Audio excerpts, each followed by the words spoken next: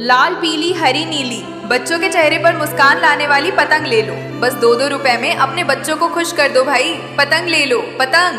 थुंग थुंग अपनी बीवी और बेटे को साथ लेकर रोज सुबह अपनी ठेला गाड़ी धकेलते हुए गांव-गांव घूमता और उस पर रंग बिरंगी पतंगे बेचता। और शाम ढलते जब वह सब थके हारे टूटे शरीर के साथ घर लौटते तो उसकी पत्नी निराश होकर बोलती, दिन भर इस आग जैसी धूप में जलकर भी बस इतने से पैसे, ऐसे कैसे चलेगी हमारी जिंदगी। थुंग थुंग सुन के चुप रहता, क्योंकि वह जानता था गरीबी इंसान को सख्त बना देती है। एक दिन गरीबी और मजबूरी से हार कर थुंग थुंग अकेला गांव के बाहर एक शांत तालाब के किनारे बैठ के पानी में पत्थर फेंक रहा था और रो रहा था।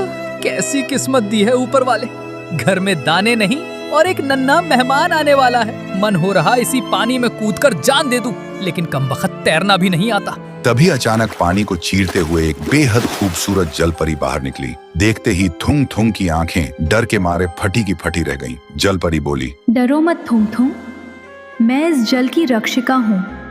मैंने तुम्हारी सच्चाई और तुम्हारा दुख देखा है।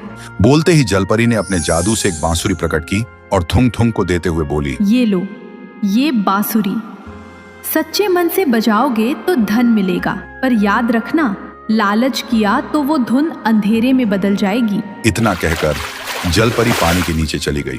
थुंग थुंग हैरानी से उस बांसुरी को घूरता रहा। फिर थुंग थुंग घर आया। बीवी ने बांसुरी देखकर गुस्से से कहा, खाने को दाने नहीं है और तुम ये खिलौना उठा लाए, और गुस्से से चली गई।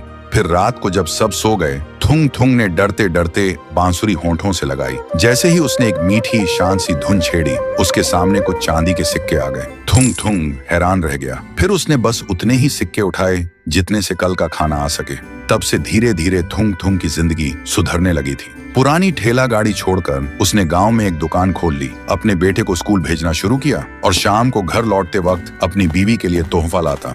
और अब वह बांसुरी तभी बजाता जब दुकान बिल्कुल न चलती। लेकिन जब थुंग थुंग की जिंदगी अचानक सुधरने की बात गांव के मुखिया को पता चली तो वह जलन के मारे आग का गोला हो गया। फिर एक रात वह चुपके से थुंग थुंग के घर आया और खिड़की से झांकने लगा। उस दिन थुंग थुंग की दुकान नहीं चली थी, इसलिए जैसे ही उसने जरूरत के लिए बांसुरी बजाई, मुखिया ने वह जादू देख लिया। देखते ही मुखिया की आंखों में लालच चमक उठा। उसने मन ही मन सोचा, बेवकूफ, जादुई बांसुरी से सिर्फ चंद सिक्के, मैं होता तो सोने की बारिश कराता। उसी रात जब थुंग थुंग गहरी नींद में सो गया, मुखिया वह बांसुरी चुपके से चुरा कर ले गया। फिर अपने घर आकर उसने बांसुरी होंठों से लगाई और लालच में जोर जोर से बेसुरा बजाने लगा। तभी अचानक आसमान से भयंकर तरीके से उसके ऊपर सोने की बारिश होने लगी और देखते ही देखते मुखिया सोने के नीचे दब गया और उस सोने के साथ साथ जमीन के अंदर धंस गया।